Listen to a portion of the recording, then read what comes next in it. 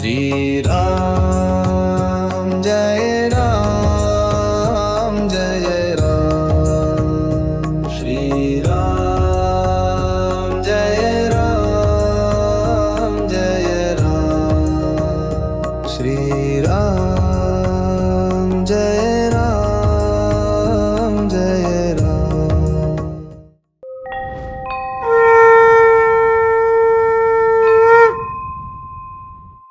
अयोध्या, वो शहर जो हजारों सालों से आस्था का केंद्र रहा है। यही वो भूमि है जहाँ मर्यादा पुरुषोत्तम श्री राम ने जन्म लिया था। राम जिन्होंने राक्षसों का संहार किया, राम जिन्होंने धर्म की स्थापना की, राम जिन्होंने राजकार्य का स्वर्णिम आदर्श प्रस्तुत किया। लेकिन इतिहास और भक्ति के बीच एक प्रश्न आज भी गूंजता है। जब भगवान राम ने धरती से विदाई ली तब उनका आखिरी दिन कैसा था? उन्होंने किनसे मुलाकात की? वो किस भाव में थे और किस तरह वो सरयू की लहरों में विलीन हो गए?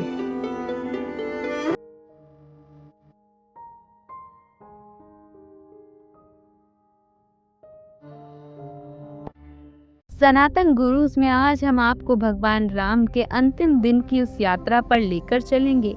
वो अद्भुत दिन जिसने केवल एक राजा का नहीं बल्कि एक अवतार का समापन देखा। अयोध्या की वो सुबह आम सुबह की तरह ही थी। उजाले की दस्तक के साथ लोगों की जिंदगी शुरू हो गई थी, लेकिन राजमहल में असामान्य शांति थी। सेवक अपने काम में मशगूल थे, लेकिन महल की हवा भारी लग रही थी। राम अपने शयन कक्ष से बाहर निकले। उनके मुखमंडल पर वही दिव्य तेज था, पर आंखों में अजीब स्थिरता थी, जैसे भीतर ही भीतर उन्होंने कोई निर्णय ले लिया हो। ओम राम रावे नमः।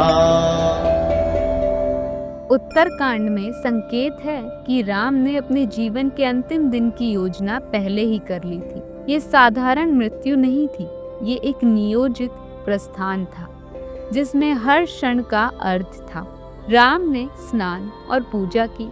उस दिन उन्होंने राजकीय सेवकों को दूर रखा, केवल भरत, शत्रुघ्न और कुछ ऋषि मुनियों को पास बुलाया। ये वो सुबह थी जब सूर्य तो अयोध्या के लिए उदित हो रहा था, लेकिन राम के लिए अस्त की तैयारी कर रहा था। प्रजा अनजान थी और राम अपने भाई भरत और शत्रुघ्न के साथ अंतिम वार्तालाप कर रहे थे। भैया, आज आपके चेहरे पर अलग सी शांति है। क्या कुछ विशेष चल रहा है? राम ने उनकी आंखों में देखा, मुस्कुराए और फिर कहा, भरत, अब ये देह अपना कार्य पूर्ण कर चुकी है। मैंने जिस उद्देश्य के लिए जन्म लिया वो पूरा हो चुका है। अब समय है लौटने का। राम की बातें सुनकर वहां मौजूद शत्रुघ्न स्तब्ध रह गए। उनकी आंखों में आंसू भर गए।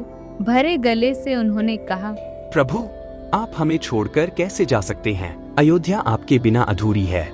भरत और शत्रुघ्न की बातों को सुनकर राम ने स्नेह पूर्वक दोनों का हाथ लिया और फिर कहा, भाइयों, हर अवतार का एक उद्देश्य होता है। जब वो पूर्ण होता है तब वापसी आवश्यक है। धर्म को जीवित रखना अब तुम्हारा कर्तव्य है। ये संवाद केवल भावनात्मक नहीं था। राम अपने भाइयों को ये विश्वास दिलाना चाहते थे कि उनकी अनुपस्थिति में भी धर्म की धारा बहती रहनी चाहिए। सब कुछ अप्रत्याशित था। भगवान राम की बातों को सुनकर भरत, शत्रुघ्न दोनों स्तब्ध थे और वहां अपने प्रभु के चरणों में बैठे हनुमान आंसुओं से भरे हुए। प्रभु, जब तक मैं जीवित हूँ, मृत्यु आपके पास आ ही नहीं सकती।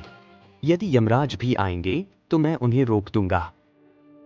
हनुमान जी की बातों को सुनकर श्री राम ने उनके सिर पर हाथ फेरा और कहा, पवन पुत्र, तुम्हारी भक्ति अमर है, लेकिन ये मेरी लीला है।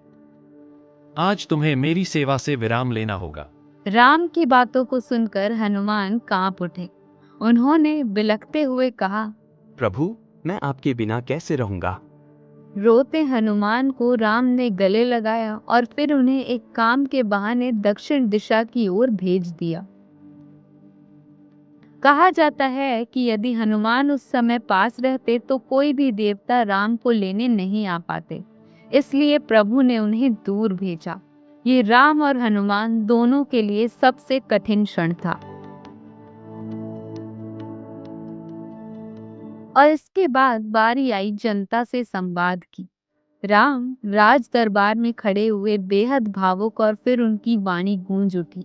अयोध्यावासियों, मैंने तुम्हें धर्म और न्याय का मार्ग दिखाया है। तुम्हारी खुशी ही मेरी तपस्या का फल रही है। अब ये कर्तव्य तुम्हारा है कि इस आदर्श को आगे बढ़ाओ। मेरे बाद लव और कुश तुम्हारे मार्गदर्शक होंगे। उन्हें मेरा ही स्वरूप मानना। राम का ये कहना था कि प्रजा की आंखों से अश्रुधारा बह निकली। लोग समझ गए कि उनका आराध्य उनसे विदा ले रहा है। राम का ये संदेश केवल धार्मिक उपदेश नहीं था, ये सामाजिक और राजनीतिक घोषणा भी थी। उन्होंने ये स्पष्ट किया था कि व्यवस्था व्यक्ति निर्भर नहीं, मूल्य निर्भर होनी चाहिए। सारी तैयारियां हो गई थी और फिर आ गई विदाई की वेला। राम धीरे धीरे सरयू नदी के तट पर पहुंचे। उनके पीछे प्रजाजन रोते हुए आ रहे थे। ये देख राम ने हाथ उठाया और सबको रोका। प्रियजनों, अब ये मेरी अंतिम यात्रा है। ये जल मेरे लिए द्वार बनेगा उस धाम का जहां से मैं आया था।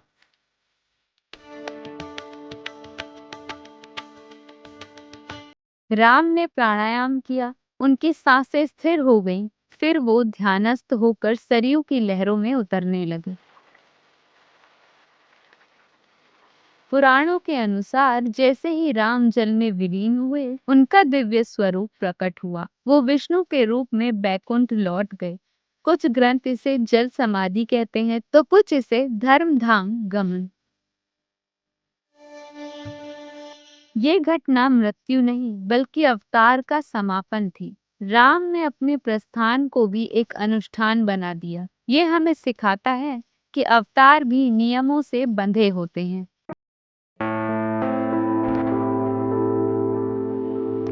आज भी सरयू तट पर लाखों लोग आते हैं। उनका विश्वास है कि ये वही नदी है जिसने भगवान को अपने हृदय में समेटा। यहाँ स्नान करना मानो राम के स्पर्श को महसूस करना।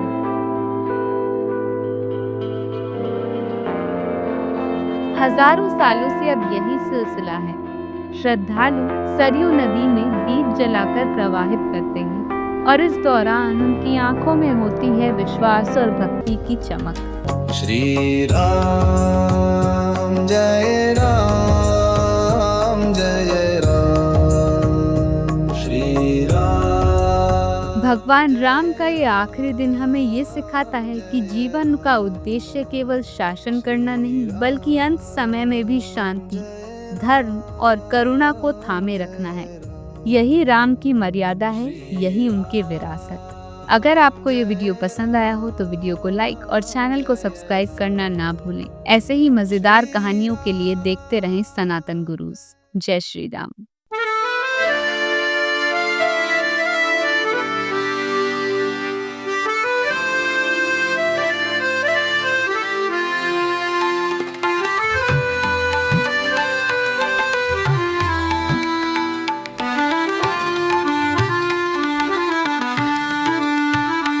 तेरा राम जी करेंगे बेड़ा पार, तेरा राम जी करेंगे बेड़ा पार।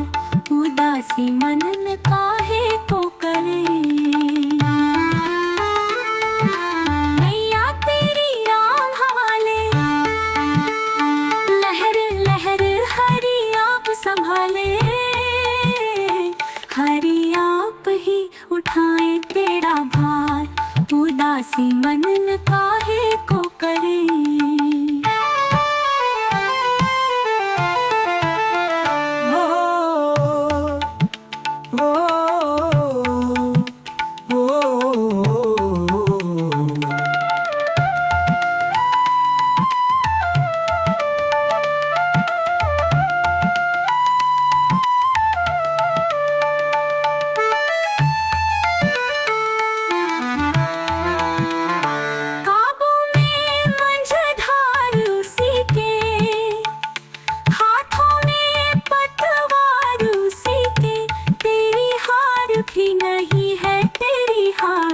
उदासी मन काहे को परिहार।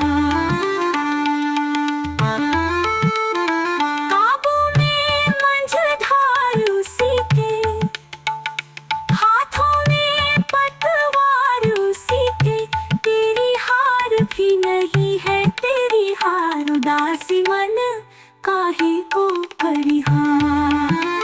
सहज किनारा मिल जाएगा, परम सहारा मिल जाएगा, डोरी सौंप के तो देख एक बार, उदासी मन काहे को परिहार। सहज किनारा मिल जाएगा, परम सहारा मिल जाएगा, डोरी सौंप के तो देख एक बार, उदासी मन काहे को परिहार।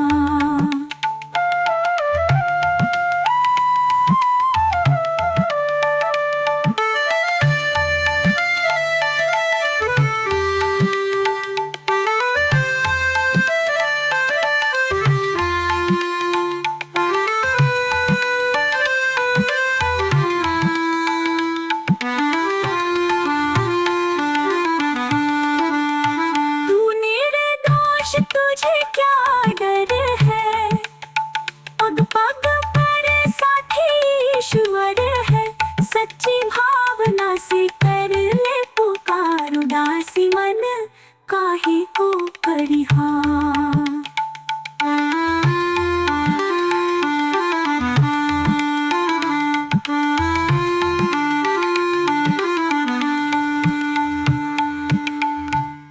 तू निर्दोष तुझे क्या डर है, पग पग पर साथी ईश्वर है, सच्ची भावना से कर ले पुकार, उदासी मन काहे को परिहार।